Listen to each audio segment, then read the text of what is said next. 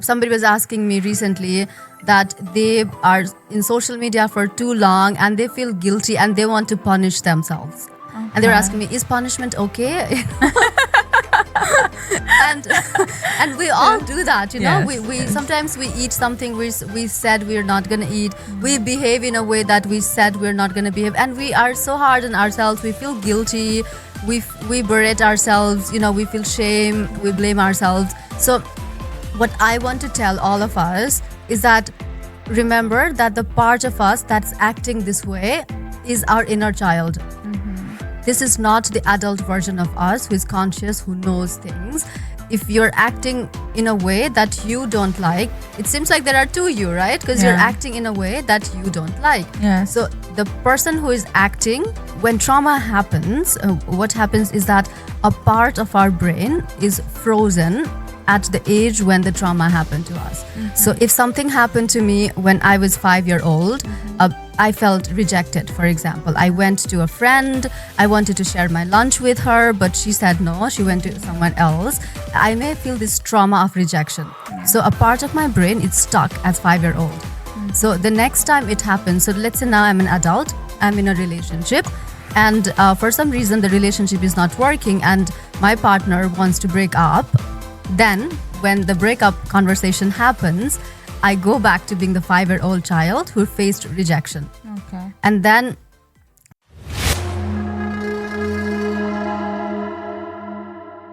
On this show, we will talk about inner child and self-love.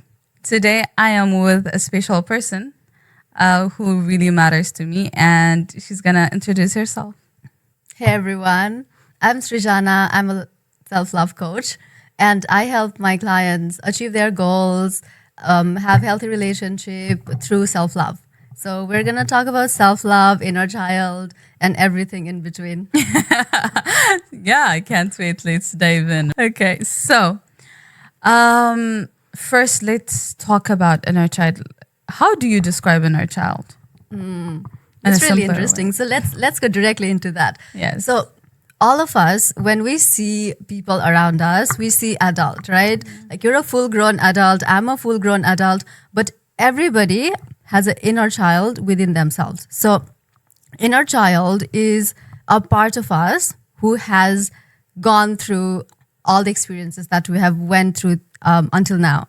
So if you really think about it, when we were born, we were little babies, and then we were a child, and then we grew up. So our body grew up, but it's still the same body, you know, it just the size is bigger. It's still the same body. It's still the same mind. We added new things, we added new information, but still it's the same. So whatever we had when we were young, it's still there. And that part still influences our behavior, the way we show up in the world, the way we interact with people, and that is inner child. Okay. Do you think it could be like positive or negative? Like, how do you see it? Because everyone has a different childhood experiences, right? So how do you see it? Is it a good thing or like a bad thing?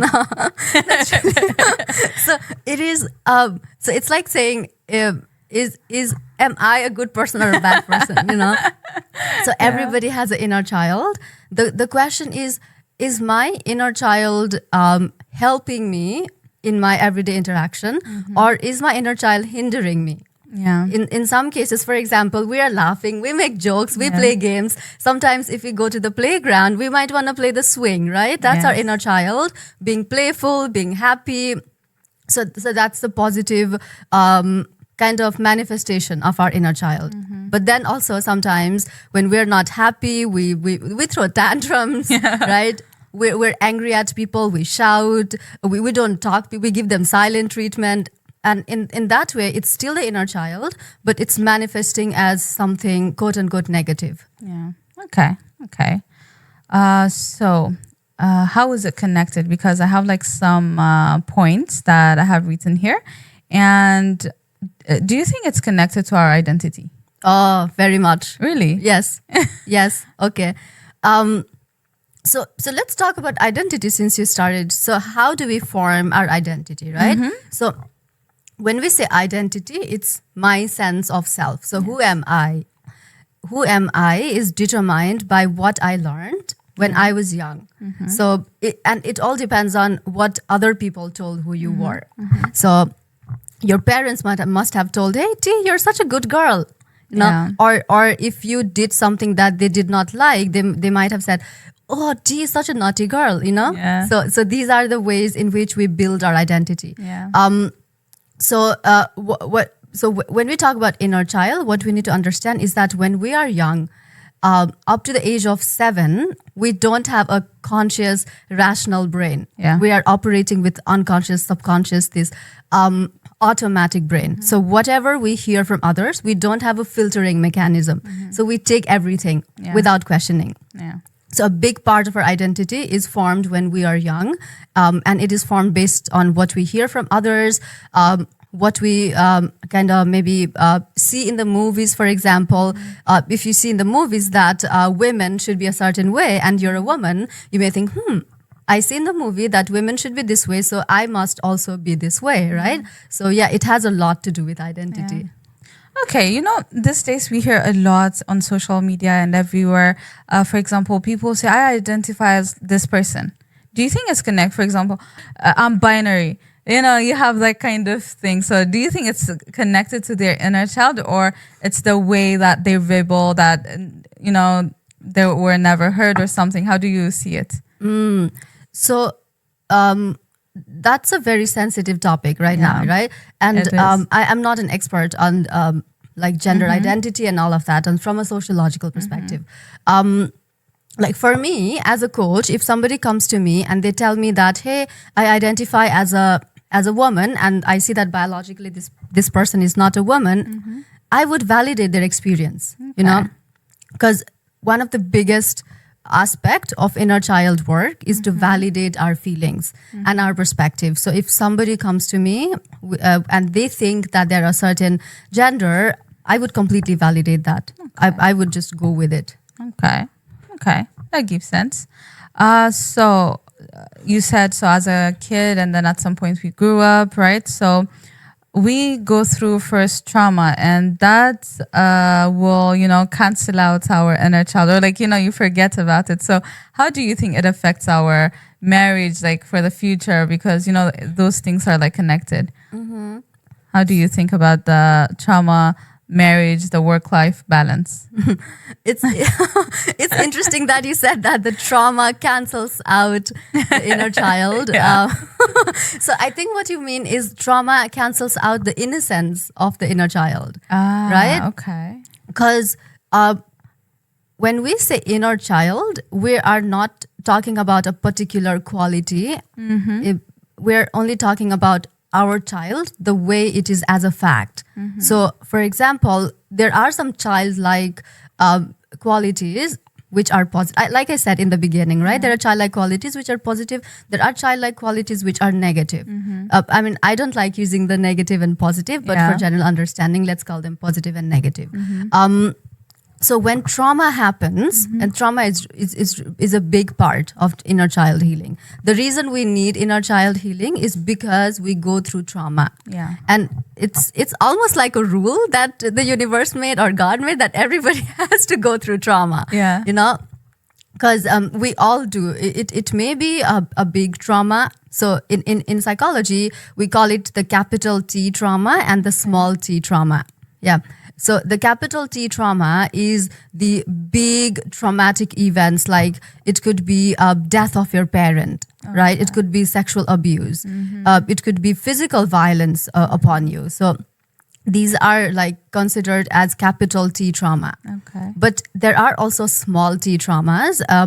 And to understand the small t trauma, what we need to understand is that for a little child, everything can be traumatic, right? Because as children, we are so much dependent on our parents, our caretakers. So for a child, being left at home alone is a traumatic situation. For a child, if they went shopping and their mom is gone for like 2 seconds, that's a traumatic situation for a child, right? So those are small t trauma. And with small t trauma, it also is quite subjective because what I experienced as trauma, the same situation, you may go through it, and for you it may not be traumatic. Yeah. So it's also very subjective, especially with the small t trauma. So, and coming back to your question, how does it impact our adult life, our marriage, and so on?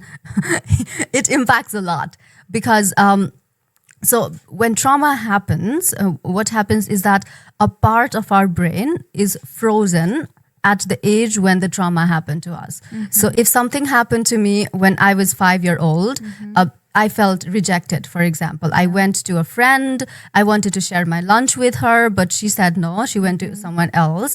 I may feel this trauma of rejection. So a part of my brain is stuck as 5-year-old.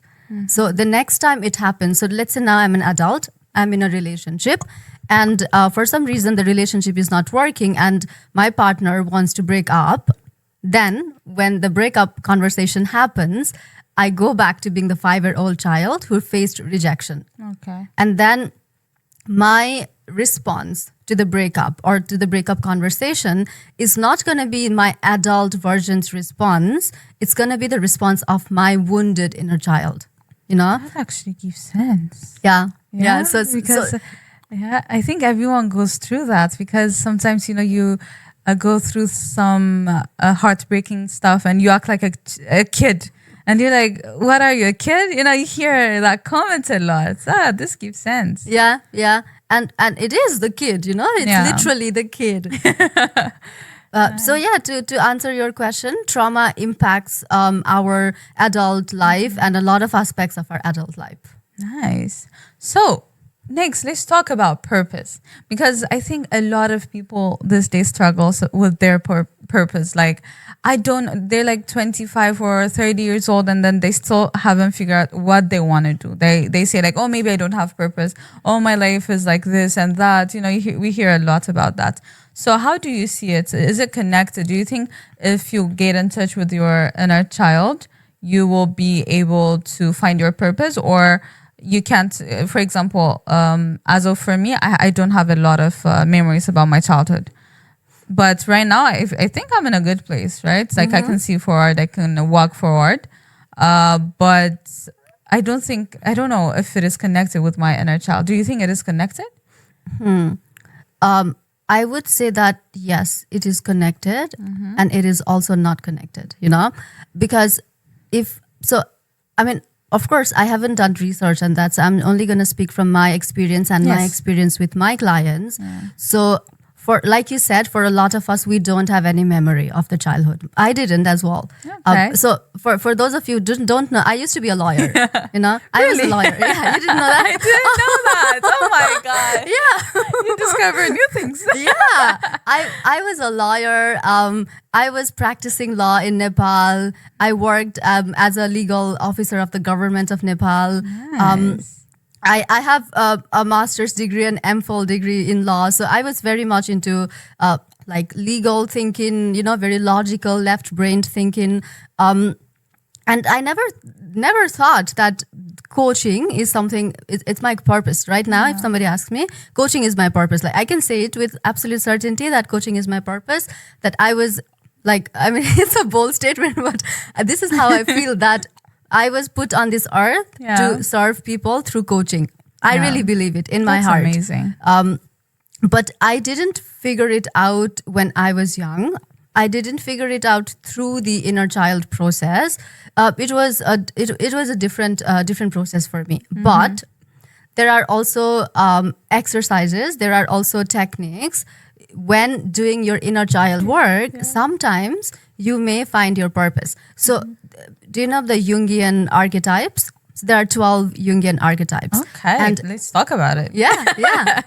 So you can use the Jungian archetype for any other exercises like goal setting and so on. But you also can use the Jungian archetype, and there are some exercises that you can do to find out what is your inner child's archetype. Okay.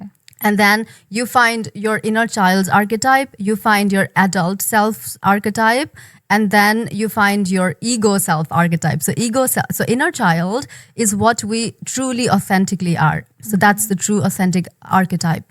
the adult archetype is something that the society kind of molded us into, by people saying you have to be this way and that way.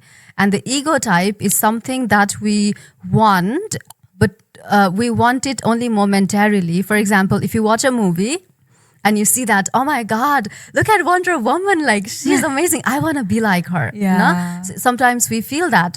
It's something you look up to. You're like, oh, I wish I could be that. Yeah.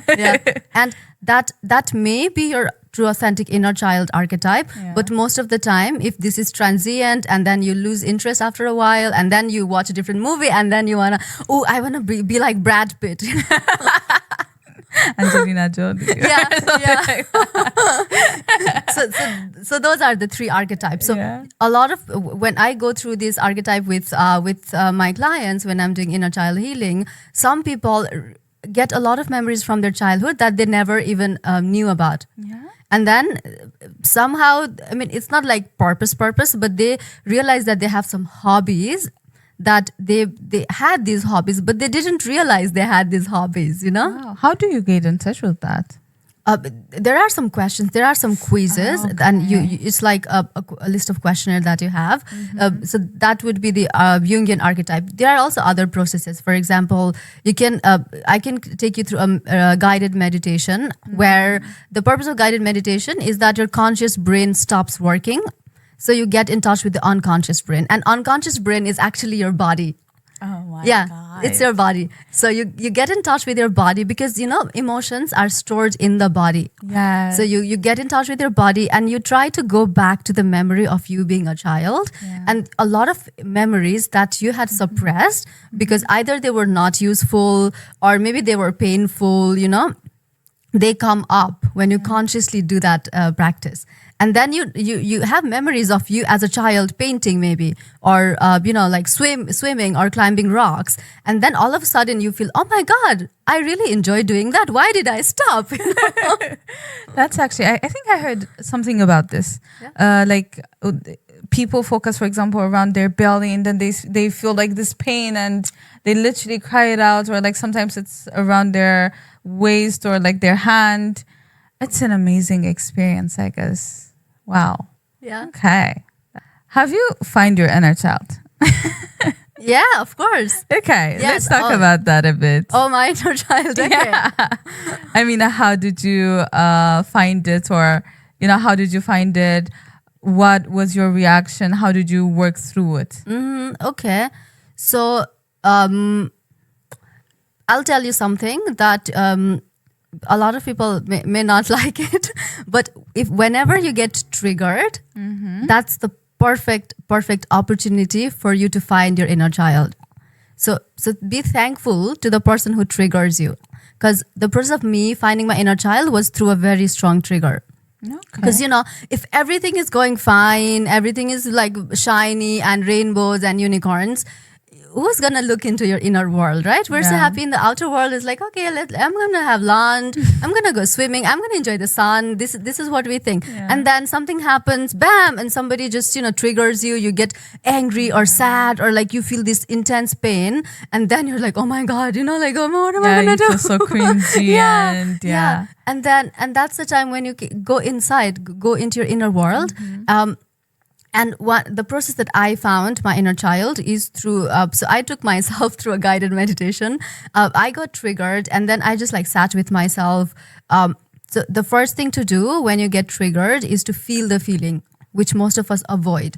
When we feel some uncomfortable emotion, we want to either distract ourselves, or talk to a friend so that we are soothed by them, or we try to eat something. Or we just like, I don't want to think about it. And then we watch Netflix, right? But those are not helpful in finding your inner child. You need to sit there with this emotion, which is really uncomfortable. And it's a practice, if you practice to feel your feelings, sit in the uncomfortable emotion, then you get used to it. It will still be uncomfortable, but you will get used to it. So you sit there and you go deep into the emotion. So it's feel this emotion. And one of the questions that can help you get in touch with your inner child is, okay, what am I feeling right now because of this trigger? I'm feeling this way. and then ask yourself, when is my earliest memory that I felt this feeling? That's gonna be a lot of time. Yeah. Oh so my you God. try to come up with the earliest memory, Yeah. like the oldest memory that you have. And then you're gonna, if you just really try to sit there and just be in the feeling, be in the moment, then you are gonna remember something from your childhood that made you feel the same way as this trigger did. Okay. And then and then you come up with memories that you never even remembered before, you know. And that's one way of finding your inner child. I mean, that would be the like difficult, intense way. But you can also find your inner child in everyday life, Yeah. right? For example, like you see a cartoon that you watched as a child, and you really feel this. Oh my God, I feel such an intense joy. That's also Yeah. finding your inner child. And sometimes, you know, I don't know if you feel this way. I'm not from here. I'm from Nepal. So whenever I see some food that's not a usual food here, but I used to eat it as a kid back in Nepal, I feel really happy, you know. Yeah, Like, it gives you yes. goosebumps. Yeah. I can understand. Yes. So that's also how you find your inner child. That's what a perspective. Actually, it's amazing. It's amazing. Wow. So we have to work on, like, if you have to cry, if you whatever have to do. Wow. Okay. Maybe I will try it. And Yeah. about that, like some people, when they go through this kind of inner body experience or something, you get in touch with your spirit, I guess. Something like that. Yeah, No? I guess. Yeah. So what if you lose it, or you can't come back to, or it doesn't work like that? Because I've seen a lot of videos, like they literally get hypnotized and then they're like, their body is like not there, not functioning. They're like in their head, or Wow. it's like I a mean, different one. I think it's quite different. I mean, Okay. well, I don't do hypnosis, so you know. Okay. But I don't. What you described sounds quite supernatural. I don't have abilities for that. It's about validating your emotion and then work on yourself. Yeah, Okay. yeah. Okay. I just wanted to. I was like a bit curious. Yeah, it's above my pay grade. T. You never know. Okay. So you're a coach, right? And what kind of experiences that surprised you, or what kind of experiences do you have when you're like talking about self-love, or you know, and then you can't put your head, or like you that makes you like, oh my God, people think like that too, you know, something that surprised you. So, an experience. When I studied to be a coach, and it's not like so. Okay, there's a certification process for the coach, right? But I realized, because I have been into the world of personal development for myself for like more than 10, 12 years. Nice. So I have learned a lot about psychology and perspective, and perspective, like that's your podcast. Is that everybody has a different perspective. Yeah. Because we see the world, everybody sees the world through a lens. Yeah. Like even this experience that we're having right now, it's different for you and it's different for me. Sure. So I had learned that a long time ago, you know. And of course, I keep forgetting, I keep making mistakes. So that's I'm human. But the reason I'm saying this to you is that right now, nothing surprises me. Oh. You know, nothing surprises me, because I know now that they have had a completely different experience than I. So they may see things through a very, very different lens than me, especially so I feel like sometimes I feel like when I'm doing the coaching, especially, I wear this coach hat and I feel like I become a different person, you know? Because in my everyday life, I see people behaving differently, like at work. Like I also have work in a company. So when I see people like behave there, I'm like, what the hell? How dare they? It's not even normal. What are they thinking? Yeah. But then somebody comes to me for coaching and they are describing their situation, and they did something that I really didn't like when my coworker did it. But when my coaching client did it, I totally understand them. You know, 'cause That's why you wear the hats. Like, switch. and sometimes even my husband says like, why can't you just be with me the way you are with your coaching clients? Because you're like day to day life. Yeah, because I'm conscious. That's the difference between conscious and unconscious, because I also have my own unconscious, my own biases, the things that I have learned, my triggers, my traumas, right? And when I'm coaching, I know that I should set all of them aside, and I consciously do that. But I don't do that every day. Oh my God, you're gonna lose yourself. You're gonna lose yourself if you do that constantly. So, to wrap it up, what do you give like advice when it comes to inner child? Because a lot of people struggle. Really, I've seen a lot of people. They don't even know what inner child, what even self-love is. And what would you say about it, especially self-love? I think it impacts the inner child part. It does. So there's a lot. I'm thinking where to start, because it's a lot. So okay, I'm gonna give one advice, and that is validation. Okay. So to learn how to self-validate, and I'm gonna tell you why. Okay. Because we are so hard on ourselves, So somebody was asking me recently that they are in social media for too long and they feel guilty and they want to punish themselves. Okay. And they're asking me, is punishment okay? and we all do that, we sometimes we eat something we said we're not going to eat. We behave in a way that we said we're not going to behave, and we are so hard on ourselves. We feel guilty, we berate ourselves, we feel shame, we blame ourselves. So what I want to tell all of us is that remember that the part of us that's acting this way is our inner child. This is not the adult version of us who is conscious, who knows things. If you're acting in a way that you don't like, it seems like there are two you, right? Because you're acting in a way that you don't like. Yes. So the person who is acting is being blamed by the person who knows that they should not act it. Okay. So we need to understand when that happens, that the person who's acting in a certain way is our inner child acting. It's our wounded inner child.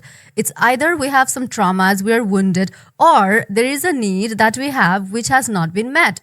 And that's why we are acting in a way. For example, if I feel stressed at work, I come home, I eat chocolate cake, and I had promised myself that I'm going to eat healthy. I'm going to say, oh my God, I am so ashamed of myself because I ate something which I promised I'm not going to eat, right? Yeah. What I want to tell you is when that happens, remember that the person who ate the chocolate cake is your inner child whose need has not been met. Yeah. There is a need this inner child has of maybe self-soothing. It could be of comfort. It could be anything, but there is a need that has not been met. And that's why you gravitate towards the chocolate cake. And when that happens, the best thing to do is to understand the inner child. Okay. To understand, why am I doing this behavior, which is not healthy, quote unquote, but I'm still doing it compulsively. It seems like I don't even have control over it. And the reason it happens is because you actually don't have control over it. It's your unconscious. It's your inner child. And it feels so good, After you eat that, I'm like, yes. Yeah, that's your inner child being satisfied. And then after 5 minutes, I think your adult person comes in and you're like, what have you done? You've been doing this a lot. Yeah. And then you're in a cycle, the berating makes you worse, and then you feel worse, you eat the chocolate cake, and then you berate yourself. It's a cycle going on. Loop, it's a loop. Yeah. So that's when we need validation. So validation means we are validating the reason behind why we did something. So I may do something which is destructive. Let's say I'm mad, I'm angry, and I just shouted at my child. Yeah. It's not a healthy behavior, but you don't have to validate the behavior. Okay. Validate why you did this behavior. Maybe you did not take care of yourself. Maybe you did not have enough sleep. Maybe you went through a difficult day. Maybe, you didn't go to your therapy. It could be 100 different reasons, but understand that there is a reason behind why I did this behavior. I'm not a bad person, There's a reason why I did this behavior, and I need to validate my inner child for this behavior. And I feel like that's something which is missing because we are so hard on ourselves. And that's also one of the biggest component of self-love that I want everybody to embrace in their life, is to understand that we are not bad people. everybody who's watching, you are not a bad person. Maybe you're feeling guilty. Maybe you're feeling ashamed of yourself. Maybe you are blaming yourself for something you did long time ago, or also recently. Just understand that there is a reason why you did that. Okay. And the reason is your unhealed inner child, your unmet need of the inner child. And at that point, just try to be there for the inner child, not berate the inner child. And that's a big component of self-love. Yeah. By loving your inner child. And it's easy to love the inner child, right? Yeah, because it's like a child. Yeah. You just have to play with it. And so it guides you into another way, and then you literally act like a child.